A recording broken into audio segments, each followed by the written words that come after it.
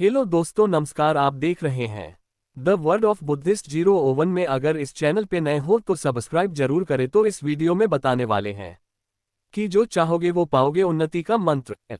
इच्छाएं अनंत हैं, सारी पूरी हो जरूरी नहीं, लेकिन सारी अधूरी रह जाए ऐसा भी नहीं। अधूरे और पूरे के बीच एक फर्क होता है, आपका कर्म। एक बड़ी प्रेरक कथा है, इसे अंत तक पढ़ें। यदि पसंद आए तो अन्य मित्रों को पढ़ने के लिए प्रेरित भी करेंगे। फेसबुक पर इसे शेयर करके बात रोकनी नहीं चाहिए। प्रभु शरणम एक धार्मिक आध्यात्मिक अभियान है, इसे सभी तक पहुंचाने में सहयोग करें। चलिए पहले कथा सुनते हैं। 1. जानिए स्फटिक की माला कब पहननी चाहिए, इसे पहनने के क्या फायदे और नुकसान हैं। 2. जानिए स्फटिक की माला कब पहननी चाहिए, इसे पहनने के क्या फायदे और नुकसान हैं। जिस दिन ईश्वर का आनंद ले लोगे उस दिन दुनियावी आनंद को भूल जाओगे। 3. इस दिन यह व्रत कथा सुनने से मिलता है अखंड सौभाग्य। 4. कैसे हुई थी राम बोला तुलसीदास की अपने आराध्य श्रीराम से वो पहली मुलाकात। 5. वेद और पुराण के अनुसार क्या भगवान मांस खाने वालों की पूजा स्वीकार करते हैं। एक महात्मा जी नदी के किनारे बैठकर सुबह सुबह आवाज लगाया करते थे, जो चाहोगे वह पाओगे। यह उनका प्रतिदिन का कार्य था। नदी पर स्नान के लिए आने वाले लोगों को लगता कि वृद्ध होने के कारण शायद महात्मा जी पागल हो गए हैं, इसलिए बोलते रहते हैं। सभी उनकी बात का खूब मजाक उड़ाते, कोई ध्यान न देता, पर महात्मा जी तो सारी बातें अनसुनी करके अपनी आवाज लगाते रहते।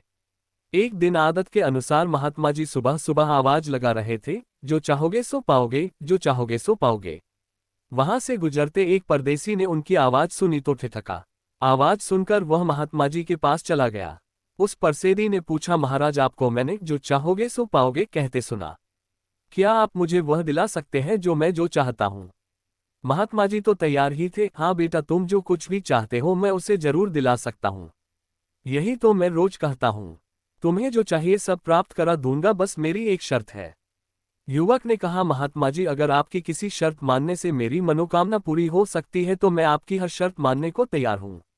बस आप मेरी इच्छा पूरी होने का रास्ता बताएं, क्या करना होगा मुझे। महात्मा जी ने कहा, तुम्हें मेरी बात बिना कोई प्रश्न किए माननी होगी। जो कहूंगा उसे पूरी तरह मानना होगा।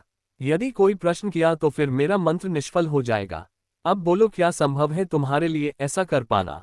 युवक को तो हर हाल में अपनी इच्छा पूरी करानी थी, वह क्यों मना करता। युवक जब पूरी तरह से संकल्पित होकर राजी हो गया तो महात्मा जी ने पूछा, अब बताओ तुम्हें क्या चाहिए। युवक बोला, मेरी एक ही ख्वाहिश है कि मैं हीरो का प्रसिद्ध व्यापारी बनना चाहता हूँ। महात्मा जी ने कहा, तुम अवश्य बन सकते हो। क्या तुम्हारे पास एक भी हीरा है? हीरे के कारोबार के बारे में कुछ भी जानते हो? युवक ने ना में सिर हिलाया तो महात्मा जी ने कहा, कोई बात नहीं, मैं तुम्हें एक हीरा और एक मोती देता हूँ, उससे तुम जितने भी हीरे और मोती बनाना चाहोगे बना पाओगे। युवक तो इतना प्रसन्न हुआ जैसे वह उछल ही पड़े। उसे लगा कि महात्मा जी की झोली में कोई चमत्कारी रत्न पड़ा हो। ऐसे सिद्ध महात्माओं के पास होते हैं ऐसे कीमती रत्न, साधु के लिए उसका क्या मोल।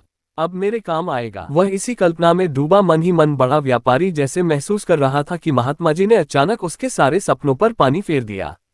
महात्मा जी ने युवक की दाईं हथेली को पकड़ा और उस पर कुछ रखने का स्वांग करते हुए कहा, पुत्र मैं तुम्हें दुनिया का सबसे अनमोल हीरा दे रहा हूं। लोग इसे समय कहते हैं। इसे कसके अपनी मुट्ठी में पकड़ लो और इसका एक पल भी मत गंवाना। यदि तुमने इसे नहीं गंवाया तो तुम इससे जितने चाहो उतने हीरे बना सकते हो।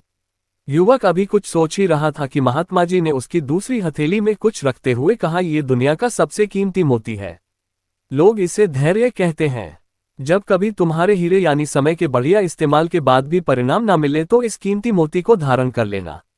याद रखना, जिसके पास यह मोती है वह दुनिया में कुछ भी प्राप्त कर सकता है। युवक मन ही मन बुरी तरह झुंझला गया। उसको पहले तो महात्मा के आचरण पर क्रोध आया था, लेकिन उसने गंभीरता से सोचा तो उनकी बातें सही लगी।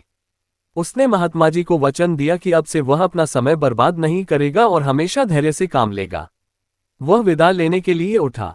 महात्मा जी ने कहा, मैं तुम्हें 4 वर्ष का समय देता हूं। 4 साल बाद आकर मुझे बताना कि मेरे दिए हीरे मोती से तुमने क्या कमाया। जो युवक कुछ पलों पूर्व झुंझला रहा था अब उसमें आत्मविश्वास झलक रहा था। उसे लगा कि एक फकीर महात्मा को उस पर इतना विश्वास है, फिर उसे स्वयं पर क्यों नहीं हो रहा। उसने महात्मा जी के चरण छूकर आशीर्वाद लिए और हीरो का व्यापारी बनने के निश्चय के साथ वहां से चला। शहर गया और उसने हीरे के व्यापारी के यहाँ काम करना शुरू किया। अपनी मेहनत और ईमानदारी के बल पर व्यापार की बारीकियां सीखने लगा।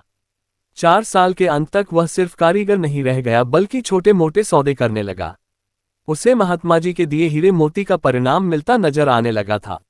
वह मेहनत से काम करता हुआ व्यापार के गुर सीख गया था और अब धीरे धीरे उसकी पहचान भी बनने लगी थी। 4 साल बीतने पर वादे के अनुसार वह महात्मा जी से मिलने के लिए आया। वह अपने स्थान पर नहीं थे। उसने उनके शिष्यों से पूछा तो पता चला कि महात्मा जी का देहांत हो चुका है। शिष्यों ने बताया कि महात्मा जी ने मरते समय तुम्हारे लिए घड़े में कोई संपत्ति छोड़ रखी है, वह लेकर जाओ। उसने वह घड़ा खोला।